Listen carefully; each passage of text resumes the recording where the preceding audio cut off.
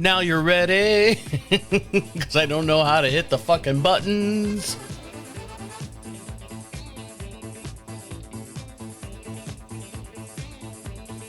Let's do it. Are you just trying to navigate adulthood in a world that still expects you to have it all figured out? Welcome to This Is 50 with your host, Travis Holmes. I need your help. I need your help desperately. Well, not desperately, but I mean, I need your help. I need your put back, your feet in, your... What's the other thing I can say? Your knowledge, your experience, good or bad, doesn't matter. You can be as honest if you want, as you want, or you can lie your ass off and make me happy. If you're new to This 50, welcome. We do the show every Monday at 1 p.m. Eastern Standard Time. This is my mental health show. I do this strictly for me, and I hope it benefits someone out there that is not going through the same thing, but can relate and say, you know, hey, you're not the only one with these thoughts in your head. I am 53 years old. My birthday is January 6th. Yeah, that day. Thank you very much.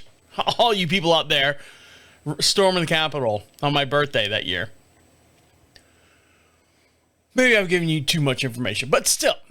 53, this show started when I started turning, when I was 49.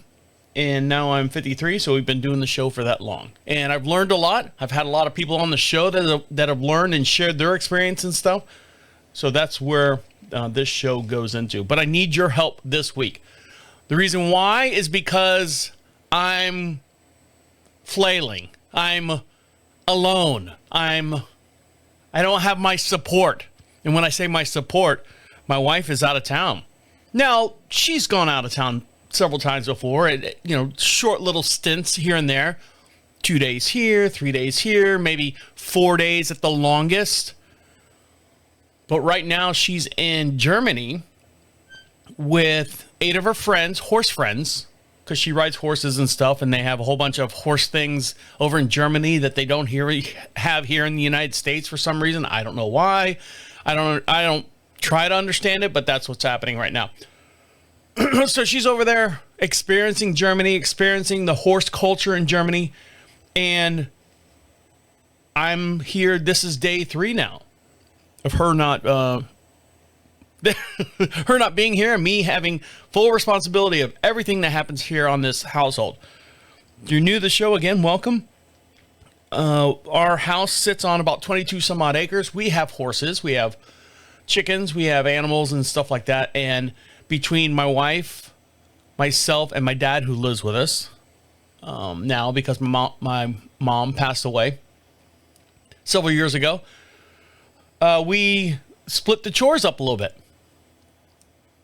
Now my wife's away, and my dad's not doing as 100% like he should be doing at 80 years old. Everything's falling on me this week and a half that she's going to be gone. I'm okay for now. It's only day 3. Like I said, it's day 3. And if you listen to past episodes and, when my wife goes away, I like to binge eat. I'll get everything that, if I was a teenager, I grab all the garbage stuff. I grab everything.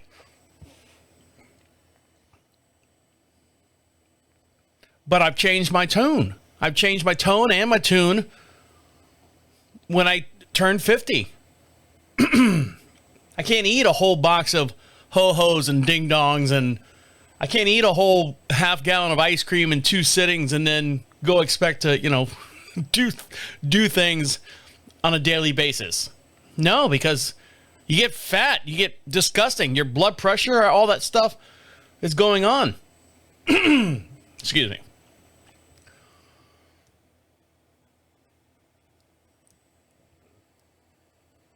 So one of the things I told my wife while she's gone, I got a couple goals that I have. What are you going to do when I'm gone? I go, well, I got some things planned. She's like, you're not going to do anything. I said, don't say that. Don't say I'm not going to do anything. I got plans. I've got goals. I don't have to worry about the things that I have to do in order to prepare for you to come home, make sure dinner's ready, make sure, things are done, because I do work from home. This is my job. This is my full-time job. I do this in 2 other podcasts now. I've been doing this for about 15 years, and my wife has the luxury of having one of those hybrid work jobs, 2 days in the office and then, 3 days at home and yada, yada, yada. So where I'm going with this, I'm trying to cram everything in the first segment of the show, and I can't do it because I need your help. I need your help. So my wife says, what are you going to do while I'm gone? I said, I have a couple goals. One, my goal is to lose 10 pounds, a pound a day while you're gone. Well, how are you going to do that? I am going to, on the weekends, like I said, my wife and I, when she's not around, I usually not binge eat like I've got a problem. No, I've got other problems that need to be addressed, but binge eating, like eating, hot dogs and Doritos and all that stuff, and I've curbed that. But during the week, I need to eat better. I need to make meals for me, just for me. Because normally when I make meals for, my wife and I. And she's got her own, weight loss thing that she's doing and all that. So I try to make meals that are simple for both of us. I'm only eating chicken breasts and broccoli. I know you've heard it a million times. Eggs and cottage cheese for 10 days, starting today. That's my goal. 10 pounds in 10 days. Another goal I have is I've got a, you know what an open trailer is? It's, you've seen landscape guys driving around. It's got their lawnmowers on it, and it's got the big gate on the back, and they just drop the gate and mower rolls off and everything. I've got an open trailer. I think it's an 8x12 trailer out on the property that's just full of branches from storms and storms, 22 some acres. Trees die, branches fall, horses can trip and fall and die, kill themselves on these branches. So we're continuously going out there and picking up all these branches and collecting them. I need to burn them. To get them off my trailer. I need that trailer back. Why? I don't know. I just need it. It's an implement. It's a tool that I need to maintain ownership. Right now, the yard owns it. So I post a couple pictures on the Facebook page. This is 50 on Facebook. And I said, this is my goal. This is my goal this weekend, or this, when I say weekend, while my wife's gone, to burn all this shit off so I can have my trailer back.